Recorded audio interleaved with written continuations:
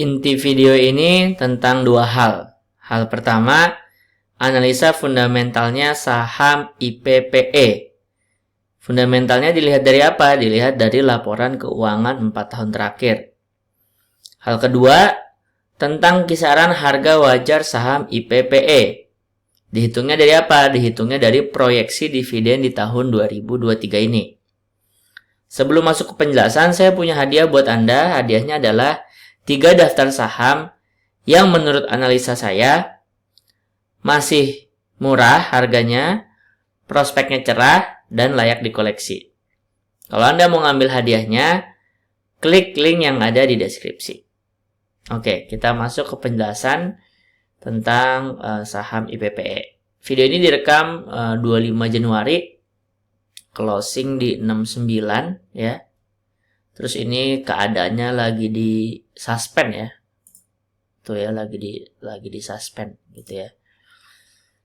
Nah, mungkin Anda yang nonton video ini adalah yang lagi nyangkut ya, bisa disimak videonya, analisanya. IPPE ini sektornya sektor pengolahan minyak buah kelapa ya, VCO gitu kalau Anda pernah dengar ya, Virgin Coconut Oil ya. Jumlah saham yang beredar 4,6 miliar. Komposisi yang beredar di masyarakat 23% ya. 23% ini kalau secara umum ya, dibilang ideal enggak, karena idealnya banget itu di 40% sampai 50%, tapi jelek juga enggak, karena biasanya yang jelek itu bukan yang jelek, yang berbahaya itu biasanya yang di bawah 10% atau di bawah 5% ya. Jadi 10% aja udah lumayan bahaya, ini kalau di bawah 5% lebih parah. Nah, ini 23% ya di atas berbahaya lah ya, jadi cukup bagus gitu. Terus hutangnya cuma 3% ya, 3,6 atau 4% kalau dibulutin. Ini sebenarnya sehat banget perusahaan ya, kalau utangnya cuma 3% gitu ya.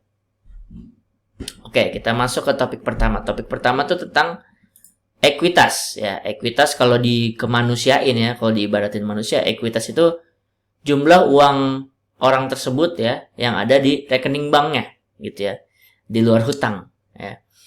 Nah, ekuitas IPPE ini karena baru IPO tanggal berapa ya, dia tahun 2021. Jadi laporan keuangannya ya adanya yang segini doang gitu ya. Jadi saya nggak bisa bandingin nih. Kalau Anda cek video-video saya sebelumnya itu per saham, ini Excel-nya tuh lengkap. Nah, ini karena IPPE baru IPO, jadi saya datanya cuma segini aja gitu ya. Nah, ini terlihat kalau secara tahunan meningkat 2% ya ekuitasnya. Terus ekuitas ini juga di sini saya nggak dapat datanya ya, cuman terdapat kenaikan di 2021 kuartal 3 ke kuartal 4 naik 54% ya ekuitasnya, harta dia tuh ya.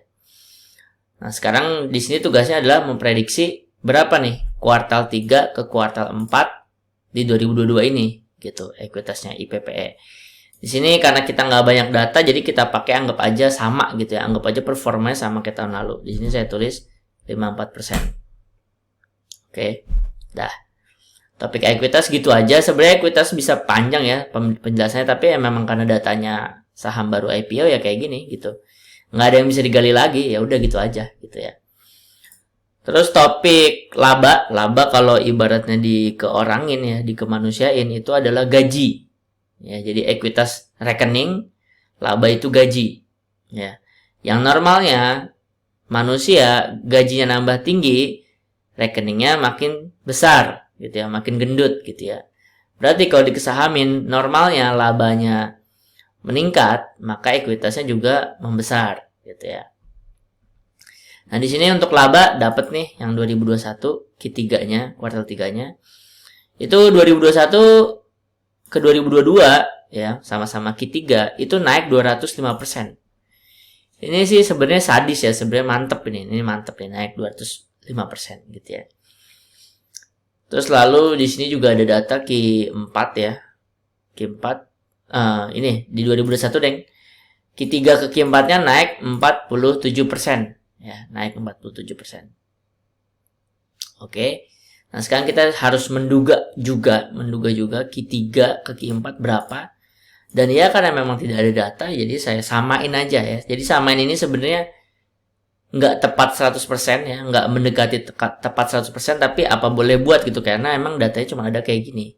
Beda ceritanya kalau kita saham yang udah lama IPO, misalkan udah 5 tahun gitu ya. Kita ada datanya setidaknya 4 tahun terakhir gitu ya. Ini kadang nggak ada, ya udah saya masukin 47%. Oke, topik terakhir adalah topik EPS. Ya, EPS itu kalau dikeorangin lagi ya, kalau dikemanusiain itu adalah tentang sedekah dia, gitu ya. Sedekah dia tuh berarti ibaratnya kalau ada orang kaya, tapi nggak pernah sedekah di daerah sekitarnya, nggak pernah membantu, nggak pernah bagi-bagi. Ya bisa dibilang percuma lah dia jadi orang kaya gitu ya. Nah, di bursa saham ada sebagian investor yang berpikiran seperti itu. Jadi percuma ekuitas makin besar, makin gendut, percuma laba meningkat tinggi kalau nggak bagi-bagi dividen. Nah, saya sendiri, admin channel Saham Nyantai ini, saya sendiri termasuk yang berpendapat, yang setuju dengan pendapat itu, yang setuju dengan pendapat sebuah saham mau ekuitasnya naik kek, mau labanya tinggi kek, kalau nggak bagi-bagi dividen ya, kalau nggak sedekah kepada investornya, saya skip, saya nggak mau masuk ke saham kayak gitu, karena bagi saya itu percuma gitu. Ngapain ekuitas naik, laba tinggi tapi nggak bagi-bagi duit ke investornya gitu ya. Nah, IPS kita gampangin, IPS itu adalah keuntungan ya.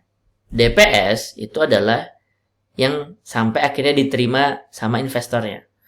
Nah, DPR itu adalah persennya ya. Contoh misalkan IPS 100 ya, terus DPS-nya 70. Nah, DPR-nya itu berarti 70%. Kenapa 70%? Karena 70 adalah 70% dari 100. Ya, dia punya keuntungan 100, dia bagiin ke investornya 70. Nah, itu berarti kalau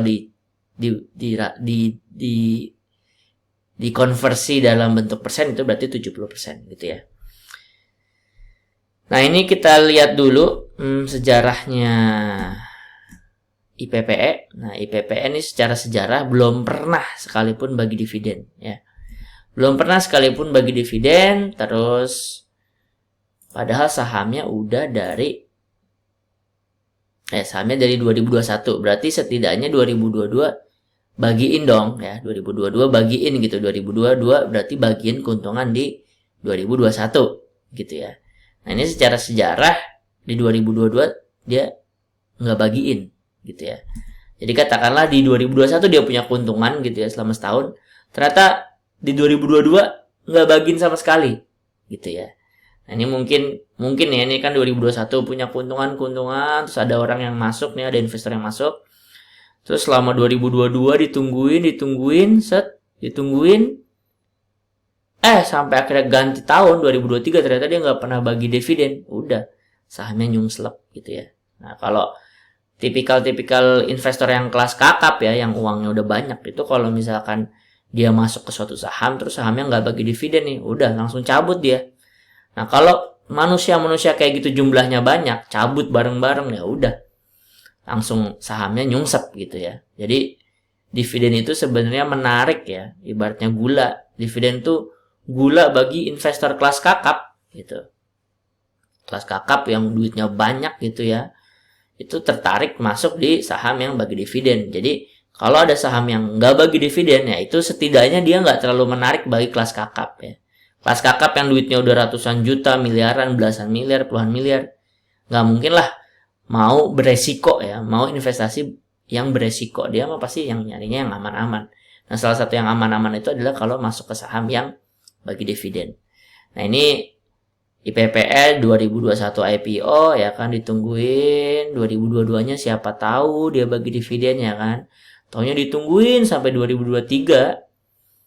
Ternyata sepanjang 2022 dia nggak bagiin keuntungan ya yang dia dapat sepanjang 2021. Ya udah, saham nyungslep gitu ya. Nah, kalau udah nyungslep gini bisa naik nggak? Masih bisa naik, tapi yang naikin mungkin bandarnya. Mungkin terus trader-trader yang pada masuk gitu ya. Tapi kalau investor kelas kakap begitu tahu, oh IPPE ini nggak bagi dividen nih, ya udah langsung males gitu. Bisa naik lagi kalau suatu saat IPPE misalkan bagi dividen, bisa tuh menarik lagi bagi para investor ya yang duitnya udah banyak gitu ya. Oke.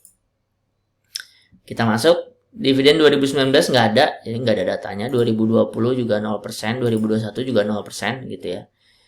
Nah, terus EPS dia ya, dengan asumsi tadi naiknya 47%, Q3 ke Q4-nya. EPS dia itu cuman ada di angka 2. 2 rupiah per lembar saham ya. Jadi kalau diibaratin duit, kan kalau warna biru Patimura itu kan 1.000 rupiah ya. Kalau warna merah ada Soekarno-Hatta kan 100.000. Nah ini IPPE kalau per lembar sahamnya dikasih nilai itu tuh ya cuman 2 rupiah.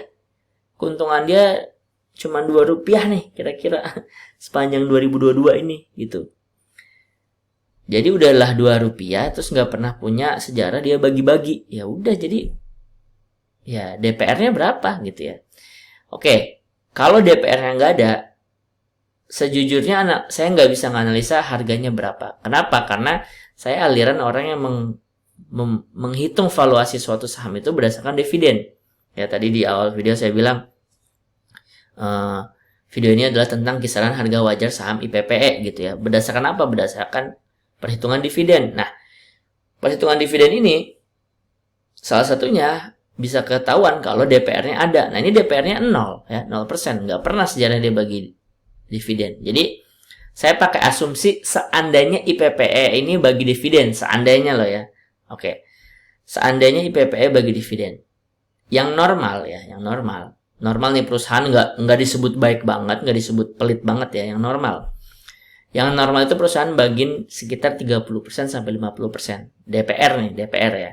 Jadi kalau dia punya EPS 100 ya, DPS-nya tuh bakal ada di angka 30 atau 50. Yang mana itu berarti DPR-nya itu 30% atau 50%. Nah, kita pakai asumsi dia bagiin 50%. Asumsi loh ya, karena emang sejarahnya dia nggak pernah bagi dividen. Jadi kita masukin asumsi 50% bagiin. Nah, kalau dengan asumsi DPR 50% ya, itu harga murahnya IPPE ada di 10 perak. Ya. Atau dengan harga sekarang di 69 itu udah kelewat 86%. Wajarnya ada di 14 ya, atau udah kelewat 79%, mahalnya ada di 19 atau udah kelewat 72%. Ya. Ini dengan asumsi DPR-nya 50% loh ya. Padahal sejarahnya dia nggak pernah bagi dividen. Oke, jadi 50% aja ini udah dibagus-bagusin, oke? Karena datanya dia emang nggak pernah bagiin. Terus 50% ini juga dengan asumsi kuartal ke kuartalnya itu, kuartal 3 ke kuartal 4-nya naik 47% labanya. Berarti kalau misalkan labanya ternyata nggak 47%, misalkan labanya cuma 10% misal ya, itu lebih parah lagi nilainya. Ya, murahnya jadi cuma 7, wajarnya 11, mahalnya 14. Ya. Ini soalnya tadi angka yang sekarang itu dengan asumsi naiknya kuartal 47%. Ya, bisa dibayangin kalau labanya nggak sebanyak 47% ya. Terus EPS-nya terus DPR-nya nggak 50%. Ya. Ya harganya ya ini yang Anda lihat murahnya di 10. Ini yang di depan Anda lihat ini udah dengan 50%. Coba kita kasih 1% deh ya. Daripada 0 ya kan. Nah, nggak ada nilainya kalau misalnya 1%. Nggak tega, ya udah 50% deh. Kenapa saya bilang nggak tega ya? Karena pakai angka-angka normal biasanya perusahaan 50% DPR-nya biasanya ya. 30% juga ada, 50% juga ada. Nah, ini 50% saya pakai ceritanya. Nah, dengan asumsi DPR 50% aja ya harganya aja udah kelewat 72% dari harga mahal. Harga mahalnya loh ya, bukan harga wajar. Kalau harga wajar masih boleh masuk, ini harga mahalnya aja udah kelewat 72%. Jadi ya seandainya saham tuh bisa turun sampai ke 19 ya. Dan seandainya seluruh orang sepakat bahwa suatu saham harganya akan menuju fundamentalnya, maka IPPE ini sebenarnya akan menuju 19 perak harganya. Gitu ya. Gitu aja saya kalau ada cengar-cengiran saya, ada senyum-senyum saya, ada ketawa saya ketika membahas IPPE ini, sedangkan Anda mungkin adalah holdernya, adalah investornya yang lagi nyangkut dan mungkin menyakiti hati Anda, saya mohon maaf banget ya atas sikap saya. Tapi kalau pakai analisa saya yang saya biasa lakuin terhadap saham apapun ya, terhadap apapun saham yang saya analisa dan saya akhirnya invest, ya analisanya seperti ini. Dan kenyataannya IPPE ini ada di harga ya udah kelewat 72% dari harga mahalnya gitu. Bisa nggak IPPE jadi mantep ke depannya? Bisa, misal. Ini misal nih, kan jumlah saham yang beredar 4,6 miliar ya, misal. Terus tiba-tiba misalkan IPPE nih nge-buyback sahamnya, jadi dia ngebeli sahamnya sendiri gitu ya. Jadi sehingga sahamnya misalkan dari 4,6 miliar jadi tinggal 460 juta misal.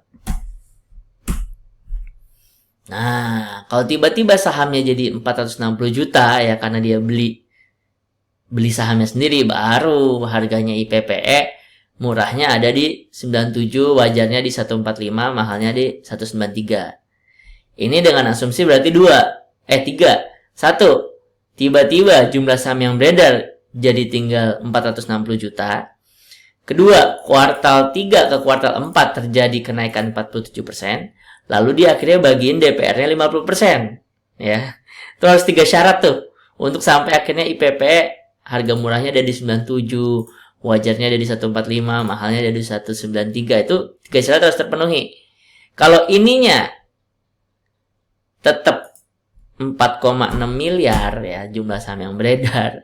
Terus kuartal 3 ke kuartal 4-nya nggak naik 47% dan DPR-nya sepanjang nanti 2023 berjalan dia nggak bagiin sama sekali lagi, ya udahlah.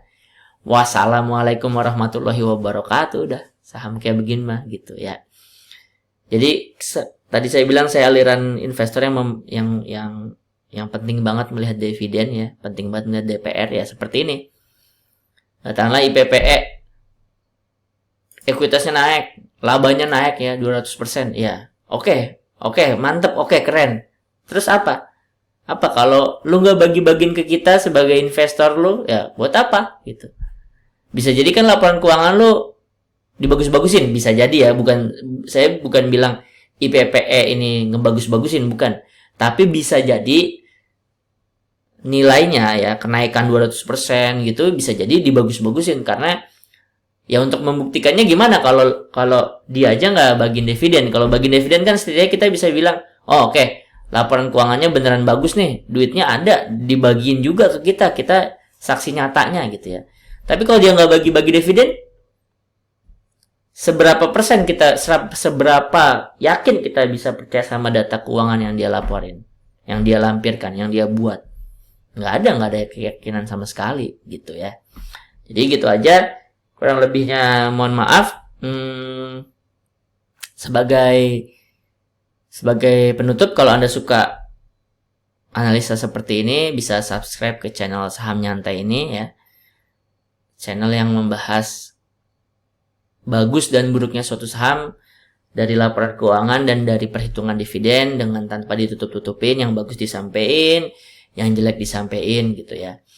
Terus juga kalau Anda mau hadiah dari saya ya tentang 3 daftar saham yang valuasinya masih murah ya, harganya masih murah, prospeknya cerah dan layak dikoleksi, bisa klik link yang ada di deskripsi. Terus kalau Anda suka video ini, Anda udah nonton sampai sekarang, ya sebagai timbal baliknya kalau Anda berkenan, saya mohon Anda untuk like video ini dan tulis IPPE di komen. Dengan Anda melakukan seperti itu, Anda seperti menyarankan Facebook untuk meninggikan video ini ketika ada orang yang ngetik di YouTube analisa saham IPPE. Itu ya. Kurang lebihnya mohon maaf. Assalamualaikum warahmatullahi wabarakatuh.